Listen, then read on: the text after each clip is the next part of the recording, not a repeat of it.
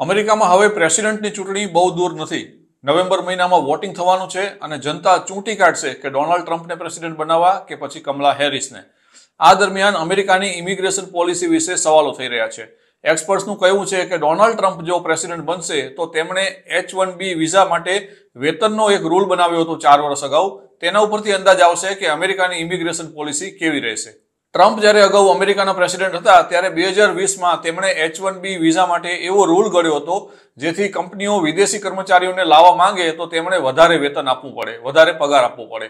તે વખતે ત્યાંની કંપનીઓ એલર્ટ થઈ ગઈ હતી કારણ કે અમેરિકન કર્મચારી કરતાં પણ તેમણે વિદેશમાં જન્મેલા પ્રોફેશનલને વધારે પગાર આપવો પડે તેમ હતું. યુએસ ડિપાર્ટમેન્ટ ઓફ લેબર દ્વારા ઓક્ટોબર 2020માં એક રૂલ પબ્લિશ કરવામાં આવ્યો હતો. તેમાં H-1B વિઝા હોલ્ડર અને એમ્પ્લોયમેન્ટ બેઝડ ઇમિગ્રન્ટ્સ માટે એમ્પ્લોયરે જે મિનિમમ વેતન આપવાનું હોય તેમાં ઘણો વધારો કરવામાં આવ્યો હતો. હાલના નિયમો પ્રમાણે એમ્પ્લોયરે H-1B વિઝા ઉપર આવેલા પ્રોફેશનલને એટલો જ પગાર આપવાનો થાય છે જેટલો પગાર તે જ લેવલના અમેરિકન વર્કરને આપવામાં આવતો હોય. જો કોઈ એમ્પ્લોયર એમ્પ્લોયમેન્ટ બેઝડ ઇમિગ્રન્ટને પરમેનન્ટ રેસિડન્ટ માટે સ્પોન્સર કરવા માંગતા હોય તો ઇમિગ્રન્ટની પગાર યુએસમાં જે પગાર ચાલતા હોય તે મુજબનો હોવો જોઈએ. કાયદામાં કોઈ ફેરફાર નહોતો થયો, પરંતુ ટ્રમ્પના એડમિનિસ્ટ્રેશને એવું રેગ્યુલેશન બનાવ્યું કે વિદેશમાં જન્મેલા સાયન્ટિસ્ટ કે એન્જિનિયર માટે પગારમાં મોટો વધારો કરવો પડે તેમ હતો. આ રૂલ પબ્લિશ થઈ ગયો હતો અને ત્યાર પછી ઇમિગ્રેશનના સ્પેશિયાલિસ્ટ લોકોને ખબર પડી કે ટ્રમ્પના અધિકારીઓએ વર્તમાન વેતન નક્કી કરવા માટે ગણિતની જે ફોર્મ્યુલા વાપરી હતી તેમાં ગડબડ હતી. આ ફોર્મ્યુલા ચેન્જ કરવામાં આવી. ત્યાર પછી એમ્પ્લોયર્સે હાઈ સ્કિલ ફોરેન વર્કર્સને માર્કેટના વેતન કરતાં પણ ઘણું વધારે વેતન ચૂકવવું પડે તેમ હતું. પ્રાઇવેટ સેક્ટરના વેતન અને ફેડરલ ગવર્મેન્ટના વેતનને સરખાવ્યા પછી આ વાત સ્પષ્ટ થતી હતી. ડોનાલ્ડ ટ્રમ્પનો તે વખતનો જે રૂલ હતો તે તો બ્લોક થઈ ગયો હતો અને લાગુ થઈ શક્યો ન હતો, પરંતુ તે રૂલના નિયમો એવા હતા કે H-1B વિઝા ધારકને હાયર કરવાનું કે વિદેશી કર્મચારીને પરમેનન્ટ રેસિડન્ટ માટે સ્પોન્સર કરવાનું લગભગ અશક્ય જ બની ગયું હતું. એક એનાલિસિસ કહે છે કે DOL રૂલ પ્રમાણે જોવામાં આવે તો લેવલ 1 ઉપર પેટ્રોલિયમ એન્જિનિયરનો પગાર 100% જેટલો વધારવો પડે.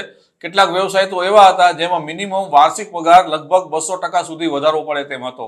અમેરિકાની કંપનીઓને આટલો ઊંચો પગાર આપવો પોસાય નહીં તે સ્વાભાવિક છે. ટ્રમ્પના DOLના વેજ રૂલને 1 ડિસેમ્બર 2020ના રોજ એક ડિસ્ટ્રિક્ટ કોર્ટે ફગાવી દીધો હતો. આ ઉપરાંત ડિપાર્ટમેન્ટ ઓફ હોમલેન્ડ સિક્યોરિટીનો એક રૂલ પણ રદ કરાયો હતો જેમાં H-1B વિઝા કેટેગરીને રિસ્ટ્રિક્ટ કરવાની વાત કહેવામાં આવી હતી. ત્યાર પછી જાન્યુઆરી 2021માં ટ્રમ્પના એડમિનિસ્ટ્રેશને ફાઇનલ રૂલ ઉપર જઈને રેગ્યુલેશનને બચાવવાનો પ્રયાસ કર્યો હતો. માર્ચ 2021માં યુએસ ચેમ્બર ઓફ કોમર્સ અને અન્ય સંસ્થાઓએ એક સુધારેલી ફરિયાદ ફાઇલ કરી હતી અને તેમાં જણાવ્યું હતું કે આનાથી H-1B વિઝા માત્ર એવા લોકોને મળશે જેમને માસ્ટર ડિગ્રી ધરાવતી વ્યક્તિની સમકક્ષ પગાર મળતો હોય. આ રીતે H-1B વિઝા માટે લાયકાતનો ક્રાઇટેરિયા પણ ઘણો બધો વધી જતો હતો.